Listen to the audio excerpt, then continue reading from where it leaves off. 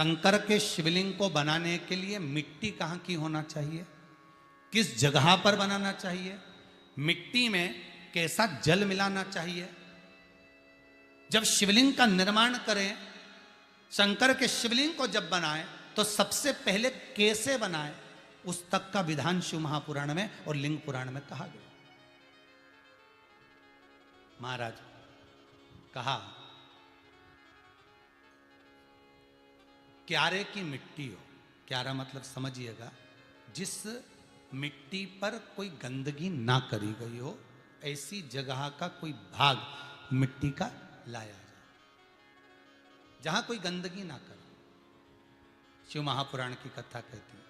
देखो, पिछले वर्ष के लॉकडाउन से लेकर अभी तक की जो कथाएं आप लोग सुने हैं, उसमें शिवलिंग मट्टी का किस तरह से बनाया जाए और कैसी मट्टी हो और उसमें पानी कैसा मिलाया जाए, कैसा शिवलिंग तैयार करा जाए, उसका विधान वर्णन नहीं कर पाए, परंतु आज कथा निकली है तो उसको सुन लो। क्यारे की मिट्टी, क्यारे की मिट्टी मतलब जिस मिट्टी पर कोई गंदगी ना करी गई हो, ऐसी जगह की मिट्टी को लेकर जाए और मिट्टी को लाने के बाद थोड़ा पानी का सींचन कर दें, अर्थात घर में लाएं तो उससे पहले मिट्टी को पवित्र करें। अपने घर में गंगा जल रखा हो, यमुना जल रखा हो, सरयू जी का जल रखा हो, उससे मिट्टी का सींचन कर दें। मान लो अगर ये जल नहीं भी है तो जल के अंदर थोड़ा सा इत्र डालकर मिट्टी का सींचन करें। अगर इत्र भी नहीं है तो जल के अंदर थोड़ा सा दूध डालकर मिट्टी का सींचन करें। दूध भी नहीं है तो एक बेलपत्री जल के अंदर डालकर उस पानी का सींचन करें। बेलपत्र भी नहीं है, पीपल का पत्ता डालकर उसका सींचन कर दें। पर मिट्टी पर घर में लाते से ही, ये नहीं कि मिट्टी आज लाए और तुमको शिवलिंग कल बनाना है, तो मिट्टी अगर एक दिन पहले लाए हो, 2 दिन पहले लाए हो, 4 दिन पहले लाए हो, तो उसी दिन जल का सींचन होना चाहिए। ये नहीं कि जिस दिन बनाएंगे उस दिन सींचन होगा।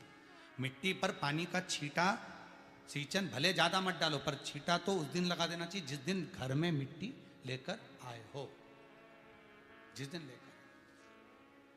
फिर भले तुम शिवलिंग 15 दिन बाद बनाओ, 8 दिन बाद बनाओ, 10 दिन बाद बनाओ, 3 दिन बाद बनाओ, पर उस समय पर मिट्टी का सींचन उस समय हो जाना चाहिए।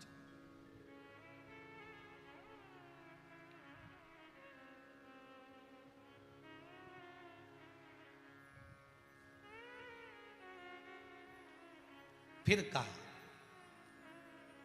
जिस दिन शिवलिंग का निर्माण करो उस दिन प्रातः में अगर आप शिवलिंग बना रहे हैं तो ब्रह्म मुहूर्त में मिट्टी को गला दो।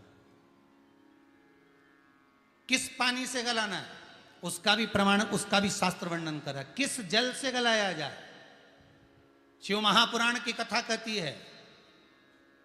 अगर आपको आज शिवलिंग का निर्माण करना है, शाम को आप शिवलिंग का निर्माण कर रहे हो, तो अपने पानी का जो मटका होता है, हंडा होता है, रसोई घर में जहां पानी भर कर रखते हो, उसके नजदीक में एक कलश जिसमें अलग से ताजा जल भरा जाए और उस पर प्लेट ढकी हो और उस पर एक चावल का दाना रखा हो, उस जल को लेकर आओ। थोड़ी देर रखा रहे, आधा घंटा, 2 घंटा, 3 घंटा, 15 मिनट, 20 मिनट, पर वो पानी वहां रखा होना चाहिए। रसोई घर में अन्नपूर्णा का निवास होता है, परिंदे के पास पितरों का निवास होता है। अन्नपूर्णा, पित्र सब रसोई घर के भीतर विराजमान होते हैं। शास्त्र कहता है 33 कोटि देवता एक समय के लिए, एक क्षण के लिए हमारे रसोई घर में प्रवेश करते हैं। इसलिए रसोई घर को तुम पूरे घर को स्वच्छ रखो ना रखो, पूरे घर को तुम साफ रखो ना रखो, पर रसोई घर एकदम क्लीन होना चाहिए, साफ होना चाहिए, स्वच्छ होना चाहिए।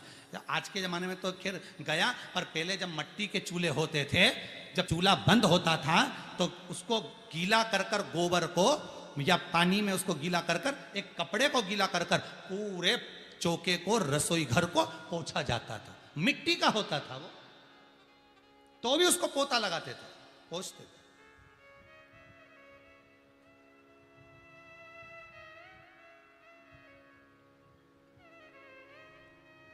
तो पहला क्रम है पार्थिव शिवलिंग का निर्माण। सावन के महीने में अगर आप शिवलिंग बनाते हैं, सोमवार को शिवलिंग बनाते हैं, तो नियम ध्यान रखिएगा महाराज, लिंग पुराण से है ये, इसका नियम ध्यान रखिए। क्या करना है, मिट्टी को लाना है, जल का छींटा देना, छींटा जरूर देना, घर में लेकर आए और जल का छींटा होना जरूरी है। 2 दिन तक 3 दिन तक मिट्टी रखी हुई है, और उसके बाद अगर आपने पानी का छींटा नहीं दिया है और आपने डायरेक्ट मिट्टी को गला दिया और उसके बाद बनाया, तो उसका कोई प्रमाण नहीं। जल का छींटा अवश्य। फिर उसको रख दें, 15 दिन बाद बनाओ, 4 दिन बाद बनाओ, 3 दिन बाद बनाओ, 2 दिन बाद बनाओ। शिवलिंग जब बनाओ तब उस मिट्टी को, जो कलश आपने रसोई घर में रखा है चावल का दाना रखकर प्लेट के ऊपर, अर्थात उस कलश का जल उस मिट्टी में थोड़ा सा डालिए। क्यों डाला जाता है उसका भी भाव वर्णन किया है। अब भविष्य पुराण, स्कंद पुराण और अग्नि पुराण, इन तीनों से ले लिया गया, वर्णन किया गया।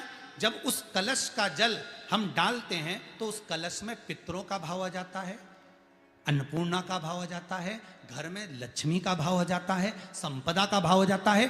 पूरे 24 घंटे के अंदर एक क्षण के लिए रसोई घर में 33 कोटि देवता आते हैं, तो वो देवता का सारा भाव उस कलश के अंदर आ जाता है। और वो जल जब हम उस मिट्टी में मिलाते हैं तो गंगा, यमुना, सरयू, सरस्वती, ये 33 कोटि देवता में, तो इन सब का आनंद उस जल में आ जाता है। और वो जल जब हम मिट्टी में मिलाते हैं तो मिट्टी पवित्र हो जाती है, स्वयं कैलाश अधिपति को स्वीकार करने के लायक हो जाती है, निर्मित करने के लायक हो जाती है।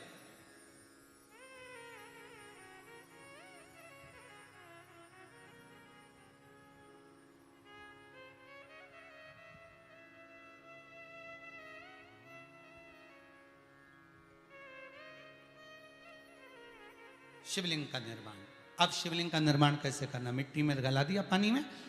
सबसे पहले शिवलिंग बनाने से पहले पात्र को, पात्र जो होता है उसके नीचे एक बेलपत्र रखी जाती है। क्या रखना है? एक बेलपत्र। शंकर को झेलने के लिए कोई साधारण नहीं है पात्र जिस पे झेला जाए। स्वयं गंगा शिव की जटा में, और आप शंकर के शिवलिंग का निर्माण कर रहे हो, कोई साधारण नहीं हो सकता। स्वयं आप विदेश्वर संहिता के अंतर्गत पढ़े कि ब्रह्मा और विष्णु, ब्रह्मा ऊपर जा रहे हैं, भगवान विष्णु नीचे जा रहे हैं, तो पता नहीं कर पा रहे कि यहां चरण कहां पर और शीश कहां पर है, उसको जान ही नहीं पा रहे।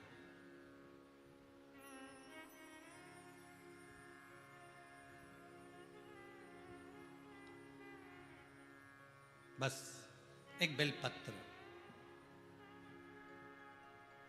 साधारण भाव में, बेलपत्र भी सीधा भाग, और इस बेलपत्र की जो डंडी है वो उत्तर दिशा में रखना है थाली के अंतर्गत। जब आप शिवलिंग का निर्माण करें उत्तर, इसके ऊपर जो गलाई हुई मिट्टी है वो डाल दीजिए, और डालने के बाद सबसे पहले शिवलिंग का स्वरूप बनाना है।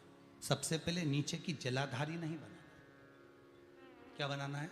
शिवलिंग का स्वरूप बनाना। बनाने के बाद उसी शिवलिंग के पास में और मिट्टी डाल लीजिए, फिर जलाधारी का निर्माण करें, फिर जलाधारी।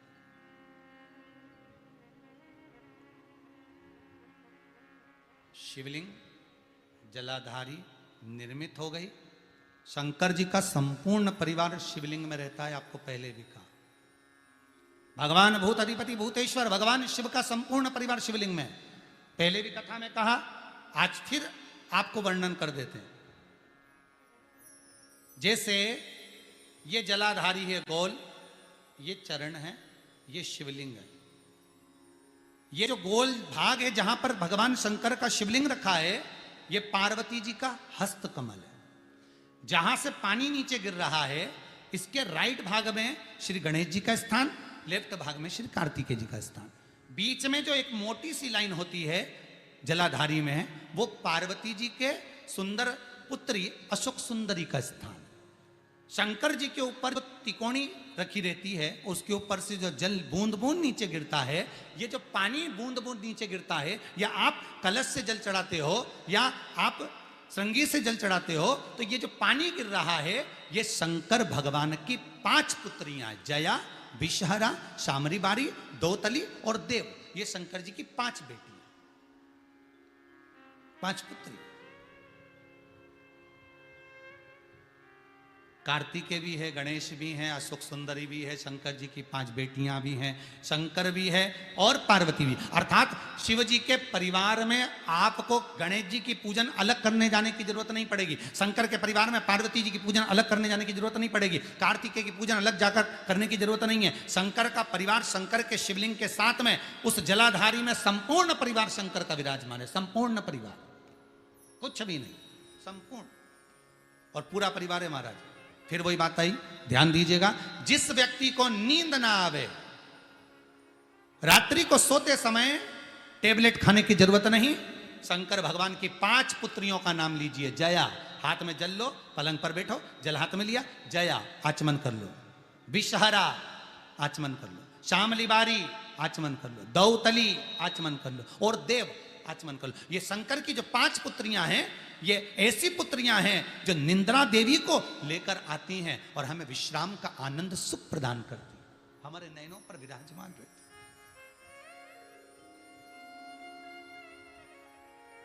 हाँ, यदि विवाह नहीं हो रहा, शादी नहीं हो रही है, बहुत समय से लगन देख रहे हो, शादी नहीं हो रही, बहुत समय से परेशान हो गए कि विवाह ही नहीं हो रहा, हम तो टेंशन में पड़ गए, लड़की 28 साल 30 साल का लड़का हो गया, विवाह नहीं हो रहा, कुछ मत करो।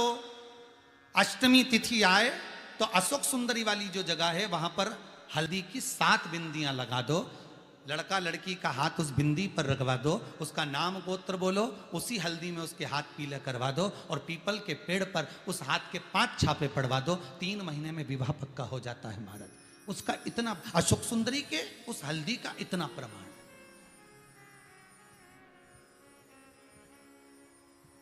3 माह के अंतर्गत विवाह नक्की हो गया। इतना इतना प्रमाण है महाराज, भगवान शिव की आराधना का कोई साधारण फल है महाराज।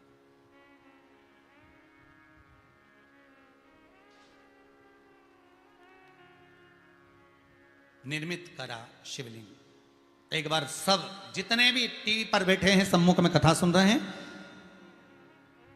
फेसबुक यूट्यूब पर सुन रहे हैं, एक बार साथ में समझें वापिस निर्माण को, शिवलिंग के निर्माण को। मिट्टी लाए, स्वच्छ जगह की, जल का छींटा दिया, रखा। जब शिवलिंग बनाया तो 1 कलश पानी पहले से 2 घंटा, आधा घंटा, 15 मिनट, 20 मिनट पहले उसको रख दिया, उसी पानी से उसको गीला करा। गीला करने के बाद उसका निर्माण सबसे पहले बेलपत्री, बेलपत्री के ऊपर मिट्टी, मिट्टी के ऊपर रखकर शिवलिंग का निर्माण, फिर जलाधारी का निर्माण, जलाधारी का निर्माण और शिवलिंग का निर्माण पूर्ण होने के बाद में फिर बाबा का सुंदर भाव से आप श्रृंगार करें, अभिषेक करें, पूजन करें।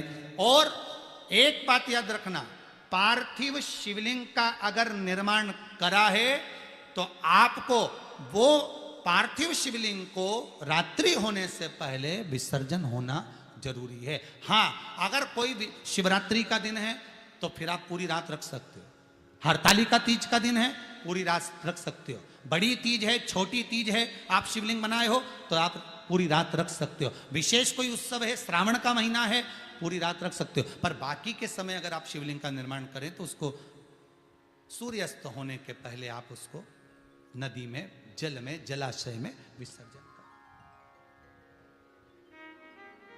बहुत ध्यान दीजिएगा, विसर्जन करते समय जब आप विसर्जन करें, पानी में अपने पात्र को, शिवलिंग को जब छोड़ें, उस समय पर ध्यान दीजिएगा कि शिवलिंग की जो जल की धार है, जिसका उत्तर की ओर जो जल की धार होती है, विसर्जन करते समय वो जल की धार अर्थात वो उत्तर का भाग हमारी ओर होना चाहिए और थाली इस तरह से पकड़ें कि वो भाग हमको जब डालें तो वो भाग हमको दिखे, थोड़ा सा नजर आए पानी में डालते समय। और जब वो थोड़ा भाग दिखता रहे और जिसलिए आपने शिवलिंग बनाया, जिस कामना से आपने शिवलिंग बनाया है, वो कामना उस भाग को पानी में देखते देखते बोल दीजिए, वो कामना पूर्ण हो जाती है। इसको कहते हैं पार्थिव शिवलिंग का निर्माण करना और उसकी आराधना करना, उसकी आराधना। कई लोग